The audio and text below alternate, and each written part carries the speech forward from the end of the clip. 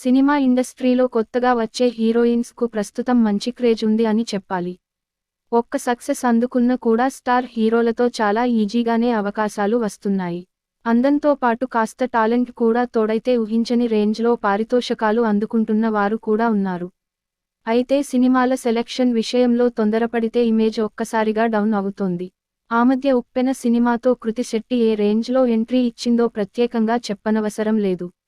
కానీ ఆ తర్వాత ఆమె కొన్ని రెగ్యులర్ కమర్షియల్ ఫార్మాట్ సినిమాలు చేయడంతో కెరీర్ పై ప్రభావం చూపించింది. ఇక ఇప్పుడు శ్రీలీల సెలెక్ట్ చేసుకుంటున్న సినిమాలు, వాటి ఫలితాలను బట్టి ఆమె పరిస్థితి కూడా అలానే మారిపోతుందేమో అనేలా కామెంట్స్ కూడా వినిపిస్తూ ఉన్నాయి. శ్రీలీల మంచి డాన్సర్గా కూడా గుర్తింపును అందుకుంది.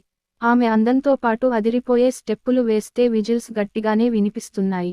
ఇక ధమాకా సినిమాతో సక్సెస్లో అయితే ఆమె పాత్ర ఎక్కువగానే ఉంది. ఆ సినిమా ఏకంగా 100 కోట్ల కలెక్షన్స్ అందుకోవడం కూడా ఆశ్చర్యాన్ని కలిగించింది. దీంతో వెంటనే అమ్మడికి ఆఫర్ల సంఖ్య పెరుగుతూ వచ్చింది. ఇక ఆ తరువాత 3 నెలల గ్యాప్లోనే 3 సినిమాలతో చేదు అనుభవాలను మిగిల్చడం ఆశ్చర్యాన్ని కలిగిస్తోంది. రామ్ పోతినేని బోయపాటి కాంబినేషన్లో వచ్చిన స్కంద సినిమాలో ఆమె పాత్రకు పెద్దగా ప్రాధాన్యత లేదు. అలాగే సినిమా ఫలితం కూడా తేడా కొట్టేసింది. ఇక తర్వాత బాలయ్య బాబుతో చేసిన భగవంత్ కేసరి సినిమాలో పరవాలేదు అనిపించినప్పటికీ ఆ తర్వాత వచ్చిన ఆదికేశవ మాత్రం మరింత దారుణంగా డిజాస్టర్ అయ్యింది. అందులో ఉమ్మడి పాత్రకు అసలు ఏ మాత్రం ఇంపార్టెన్స్ లేకపోవడం పెద్ద డ్యామేజ్. ఇక ఇప్పుడు ఎక్స్ట్రా సినిమాలో కూడా ఆమె క్యారెక్టర్ ఏమీ కొత్తగా లేదు. కేవలం గ్లామర్ డాన్సులకు పరిమితం అయ్యేలా శ్రీలీల క్యారెక్టర్లు ఉంటున్నాయి అనేలా కూడా కామెంట్స్ వస్తున్నాయి.